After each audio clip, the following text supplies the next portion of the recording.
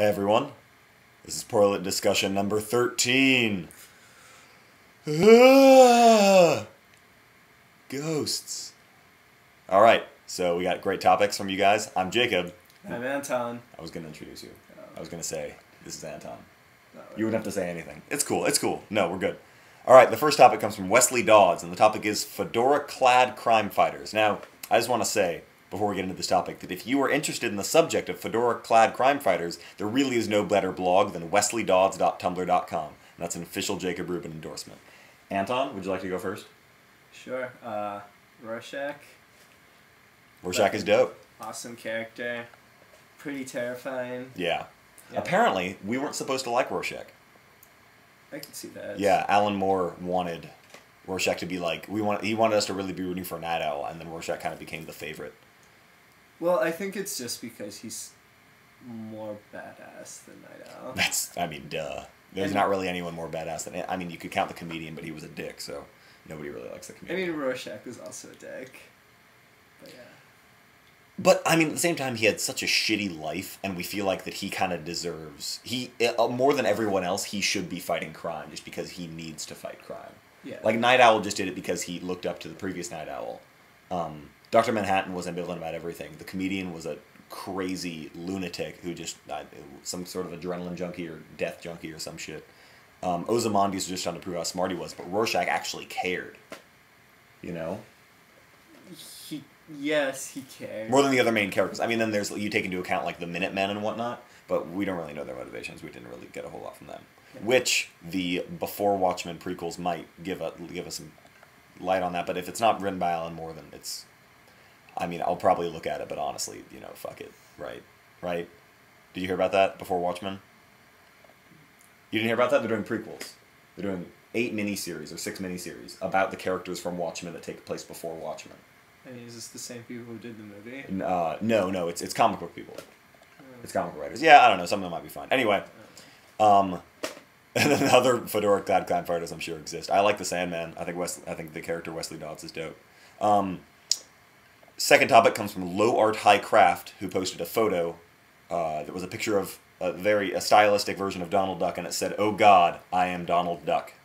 Now, when we were talking about this before, I said we could just talk about Donald Duck. Anton said you want to talk about the image, so what do you think about the image? Can we look at it real quick? Is that possible? You know, if we do that, it'll stop the video and we'll have to start over.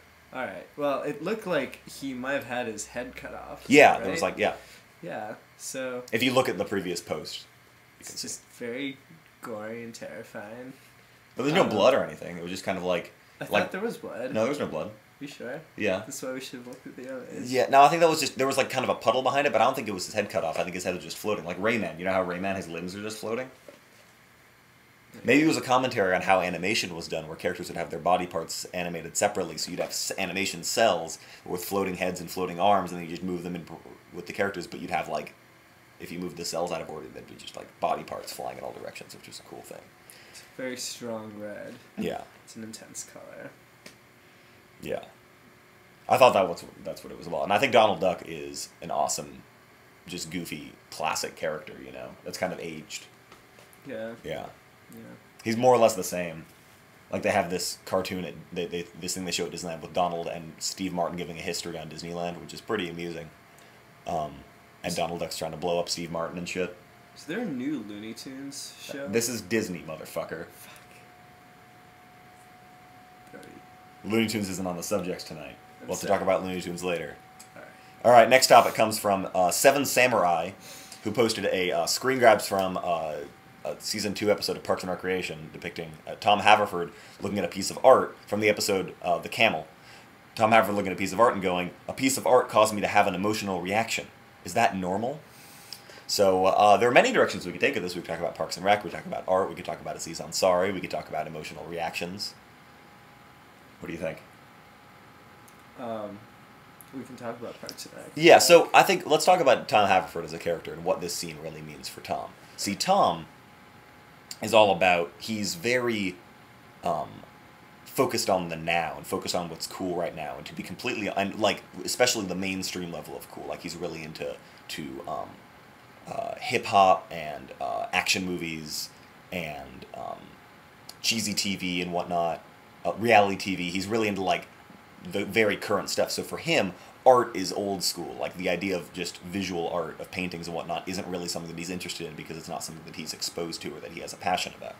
So he goes and picks up this art. I remember this episode. He just thinks, oh, whatever, it's art. Give me like $20 worth of art.